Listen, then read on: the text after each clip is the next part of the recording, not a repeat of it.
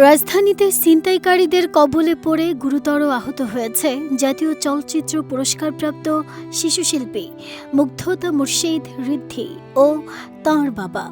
৩ April সন্ধ্যা ৬:৩০টার দিকে রাজধানীর চীন মৈত্রী আন্তর্জাতিক সম্মেলন কেন্দ্রের সামনে এই ঘটনা ঘটে। ঋদ্ধির মা রিফাত লোপা সংবাদ মাধ্যমগুলোতে বলেন, থিয়েটার ক্লাস শেষ করে বাবার সঙ্গে রিকশায় করে বাসায় ফিরছিল ঋদ্ধি।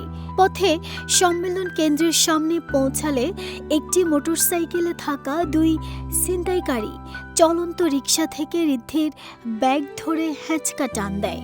এতে ভারসাম্য হারিয়ে বাবা ও মেয়ে দুজনেই চলন্ত রিকশা থেকে সড়কের ওপর ছিটকে পড়েন।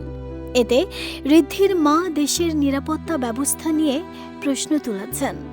অতীতে এরকম কোনো ঘটনার শিকার তাঁদের হতে হয়নি বলেও মন্তব্য করেছেন তিনি আরও বলেন, এই দুর্ঘটনায় ঋদ্ধির সামনের ২টি দাঁত মারাত্মকভাবে ক্ষতিগ্রস্ত হয়েছে এবং শরীরের বিভিন্ন স্থানে গুরুতর আঘাত পেয়েছে। ঋদ্ধির বাবাও মাথায় ও কপালে প্রচণ্ড আঘাত পান। এতে করে বাবা ও মেয়ে বেশ ট্রমার মধ্য দিয়ে আছেন বলে জানান তিনি। দেশের আইনশৃঙ্খলা পরিস্থিতি নিয়েও ক্ষোভ ঝাড়েন ঋদ্ধির মা।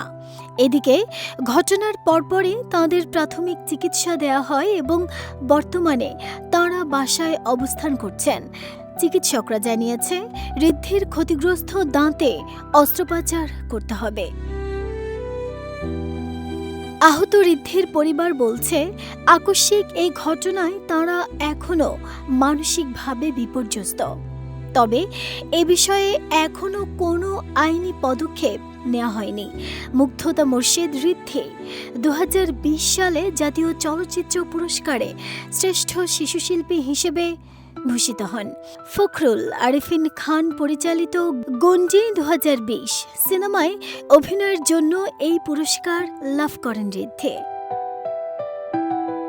নাহিদা স্মৃতি, দেশ রূপান্তর।